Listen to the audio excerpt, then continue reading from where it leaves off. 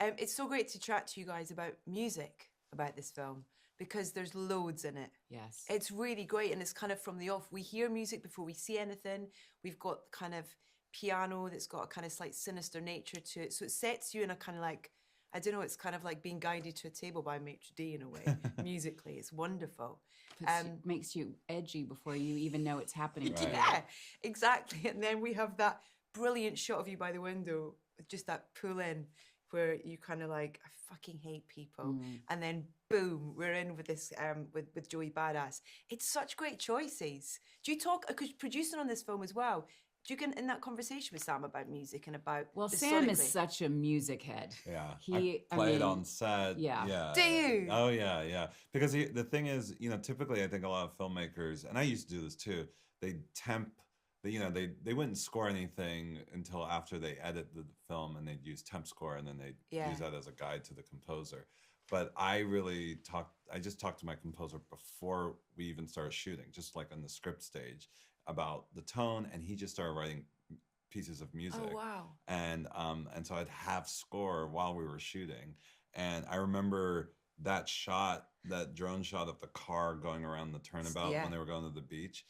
I played a piece of music, and that was the music that ended up in the movie, like on the set. That like it helps me get into the vibe of the scene. It's just music. He did this on Homecoming as well. Did he? Yeah. And Homecoming is a little different because I didn't have a composer. I was just taking cues from other soundtracks, and so I was literally just testing it all out while I would shoot a scene. That's awesome. But I thought it helped. It really helped you guys creates too. a vibe. Yeah. It just creates a mood. Rather than it being kind of like someone's playlist, actually being something that's connected to the story. Is that?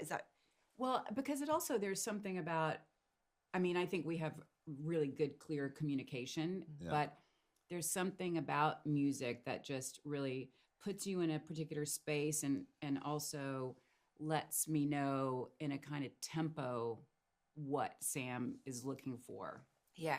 Which is just a deeper understanding of how to excavate what's happening. Well, it's really clever because within the first 10 minutes of the film, I think there's 4 or 5 different needle drops that kind of are almost like little glimpses of the characters. They give us little clues to their personalities or their state of minds, like that great piece where you're going upstairs to kind of look around the room, the house, and that the Black Street joint, is it? Yeah. And it's so great. You kind of it's like a kind of little dream sequence almost. But then you drop it into the car. So it's like, oh, it's her choice. Yeah. It's what she's choosing to listen to. Yeah. So it's like, okay. Well, and then we get to the parking lot, and there's the Muzak version of that song playing on the loudspeaker. And so I always think of that whole thing as just a kind of dream, like you kind of said it, it's like a sort of dreamlike state that Amanda is in because she's about to enjoy, or Finally, she thinks she's about holiday, to enjoy this weekend vacation. And Kevin Bacon's in the parking lot. And then Kevin Bacon's in the parking lot and ruins the whole thing. I love that you mentioned that last night. Right, but did you see it? Mm-hmm. Yeah, it's in my head it's Ren McCormack. It's Ren McCormack all over again. I was like, ah. It's so great. And then there's the scene I love the film, and I don't want to talk too much specifically about things because, we will put a spoiler at the beginning of this, but I won't not spoil things for people. Sure. But there's a brilliant scene with you and Mahershala Ali where you're in his vinyl room.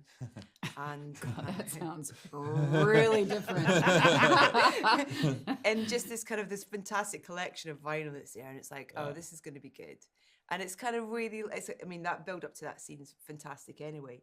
But what were the conversations around what that piece of music would be, and what was the reality of that? Oh, here we go. Yeah. Did you get involved in the conversation? Oh, yeah. Yes. Oh, yeah. God, this is the one topic where Sam is my boss. No matter what, I just was like, anything, having to listen to the beginning of that song in front of Mahershala Ali over and over again was so embarrassing. You couldn't stop laughing. Oh my God, I couldn't. It made me so uncomfortable. Even thinking about it now, I'm just like, and the fact that it might become popular again, and then Yeah. we have to listen to it more. I'm not saying to Sam, and no offense to the talented musicians, I said, please pick a different song. But we Any song. tried. We didn't we do it? Didn't How we- hard did we really try? I Sam? feel like we Let's we, think back. I feel like we threw out a few different titles, and it was clear that that was the best one. Why were you so convinced it was the right one? A very good question. Let me ask it for you. You know, a couple of reasons. Yeah. First, I think it needed to feel silly without being too familiar and too poppy. And that song for me was popular enough, but not something that I think was top of mind for people. And it wasn't something that was overused in movies or television shows, because I really wanted it to be like their unique experience. And it needed to kind of disarm you both in a way. See, he's frustratingly correct. Like the thing with Sam is that whenever you ask him a question, his answer always is so illuminating that even when you want a different answer, it's like, okay. Yeah, well, that makes a lot of sense when you say that, but it's still makes you feel uncomfortable. But you play. I imagine you had to play it on set and stuff, because sometimes it's not. The music's not played whilst the scene's being shot for. We sound. played it on set. We played it and we played it and we played it. Oh yeah. I love the dance. I love the warm up to this sort of separate dance and towards the point that you go, oh, it's great. It's so good. To me, the part where she takes off the sweater and kind of And just gets recollects ready. herself. Yeah, I love that part. I love that each of you decided, okay, I'm going to seriously go for this dancing right now. Well, you can almost see the barriers falling off on the same way the jumper is in a way. Exactly. It's kind of like, Yeah. and that's what music can do as well. It Music can and a bottle of wine. That's another story. Yeah. But with working with Max, you've worked with Max, your composer, quite a few times. How did you guys? Do you mind me asking how you guys first met and what was We first met on the first season of Mr. Robot. I was a huge fan of Cliff Martinez, another composer, and I was temping a lot on the pilot with a lot of Cliff's tracks, and then I had a friend who was working on one of Ryan Murphy's shows, American Horror Story, and I loved the music in that, and I found out Mac was the composer, but not only that, he had worked under Cliff Martinez. Amazing. So I approached him immediately, and we kind of like hit it off right off the bat. And do you just send him a script? Do you just kind of give him that to kind of as a I give him a script and I give him a long playlist. Oh, wow. Yeah. I mean, music is incredibly important to me. I start writing, when I start writing anything, I start a playlist at the same time because I'm listening to music while I'm writing. It just helps. It's like kind of an injection of tone to me. Like it just like immediately starts to put me in a mood or a vibe. And that's what I think is really important when you're trying to tell a story is what is the vibe of this? How does it feel? Yeah. Because it's not the story, it's the how you tell it. And I think music goes a long way in helping you decide what that is. With the feel of this movie then, what was on that playlist? Because it was scared the shit out of me. It was a lot of weird French orchestral stuff that I'd never heard of before. And I was trying to avoid listening to other soundtracks, like other scores from other movies. I wanted to kind of find more unique standalone pieces, and I just started going down this rabbit hole of just these kind of experimental French orchestral music. Wow. I can't remember the names now, but I sent it to Mac, and I remember Mac just responded on text or something, well, this is a little weird. And I was like, great. And I'm like, do a little weird. And we're sort of off to the races there. Because there's lovely ways that themes come in and out throughout the film and stuff, but there's that use of kind of piano and sort of stabbing strings. It's got a real kind of like almost Hitchcockian kind of vibe to it at times as well in terms of the Bernard Herrmann I think there's some pieces from him on there. Michael Small, he did a lot of the paranoid thrillers like Parallax View and Clute and All the President's Men. That was in there as well. I would say because I've worked with Max so much, he sort of already knew that's where I was headed, and that that I kind of considered this in the family of paranoid Hitchcockian thriller. Yeah. And but I didn't want it to, because there's a lot of music that's derivative of all of that too. So I really wanted to find a way to kind of go in more experimental, like those French cues that I discovered. And the choice of the last piece of music that you use, it's almost a bit slight relief in a way at the end, because it is so familiar. Yeah. And it's so comforting and kind of like, you kind of allow yourself to have a little giggle in a way. Genius choice. Was that always the case? Was there music written in the book? Was there, did Ruman have any musical references in the book at all? I don't believe so. No. I mean, none that was in the movie. Yeah. But yeah, I remember after reading or writing the script and getting to the end, I needed, it was such a sort of bleak journey. I just, and again, like I said, music is just sort of like an adrenaline shot of tone. And I just knew that if we ended with that cue, you can't help but smile. I mean, it's just a song that makes you, you do the claps, you do all that. Yeah, all of it. exactly. Yeah. No, well, that was the first thing I said when I called Sam when I read it. I was like, the end. Oh my God, the end. It's so great. Yeah. It's even though you could have just had that ding ding ding ding ding, exactly. and that would have been enough. Yeah. Do you know what I mean? But the fact that it's a great choice. It's brilliant. Do you put together playlists for characters at all, Julia? When you're thinking about. I mean, I usually have one song that somehow I attach the person to and listen to it.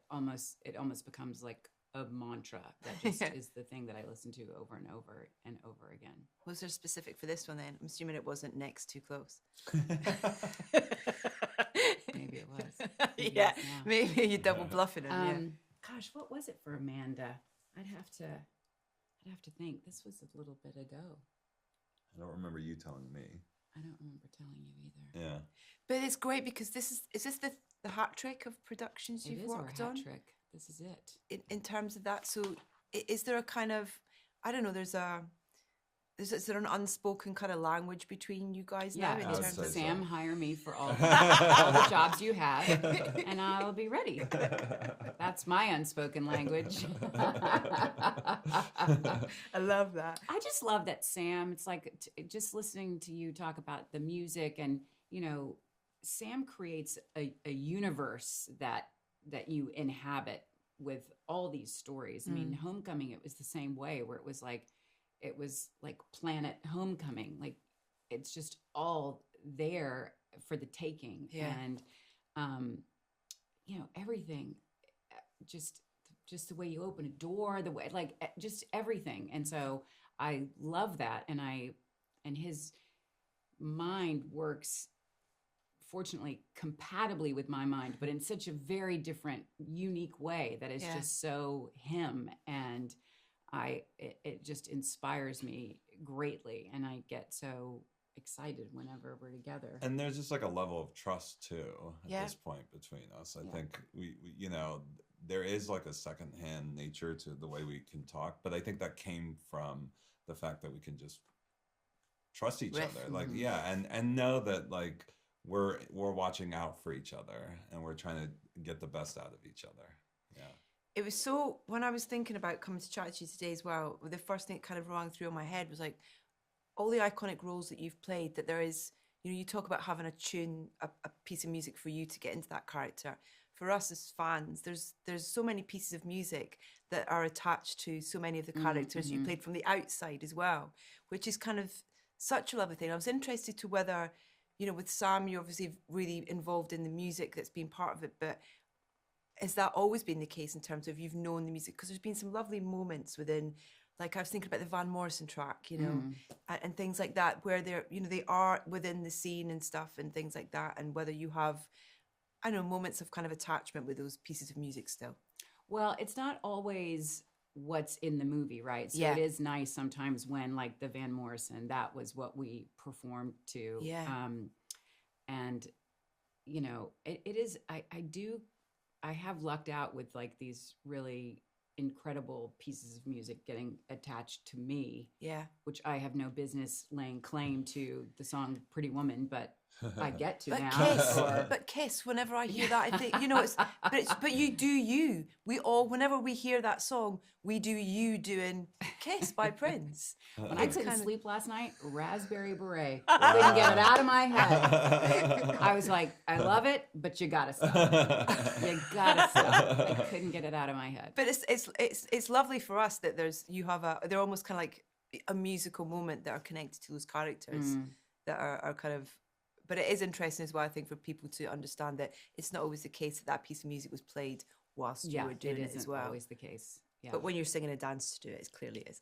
Yeah. Well, in my best friend's wedding, though, though, like obviously it's being sung in like Dermot On the singing, boat. yeah, Yeah. singing the Frank Sinatra song, or in the restaurant when Rupert Yes. Everett does the what's that song? The moment I wake wake up. The moment I wake yeah. up, yeah. In a slightly singy speak way. It's Yeah. right, yeah. And then in Stepmom as well, Waiting a Mountain High Enough as well. That's Oh, kind of, right. oh in my the God. car. Yeah. Oh, yeah. I mean, so many, you Wow, see? so many. I've got a list for you.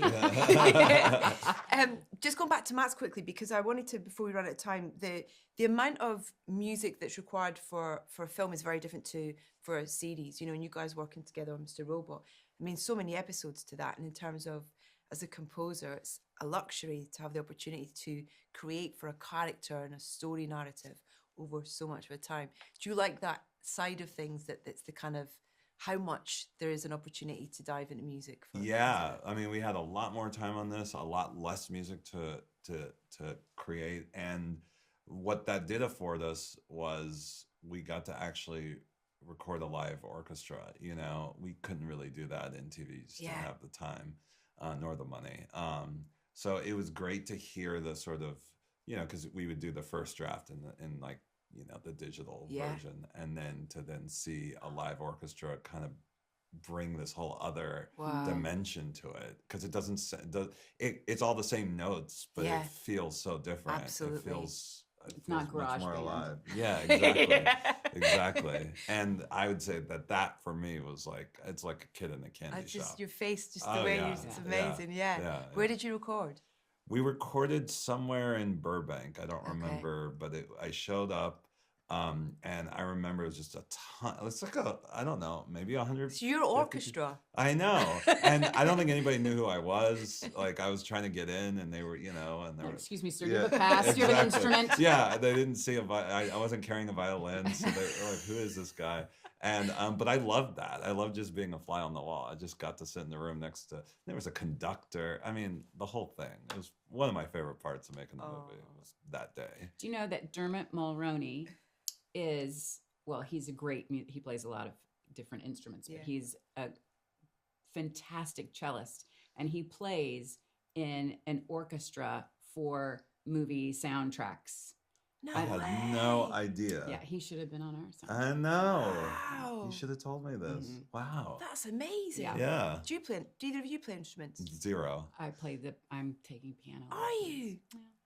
You could a little Look at all the stuff double I act, didn't little know. jazz double act up there. A little jazz club. I'd watch that for sure. Listen, congratulations on this film. Thank It's you. just felt so immersive as well, the whole experience, and you know that's down to all these brilliant collaborators as well in it as well. Congratulations. Thank you. Thanks for your time. Thank you. Thank you. Thanks so much, guys.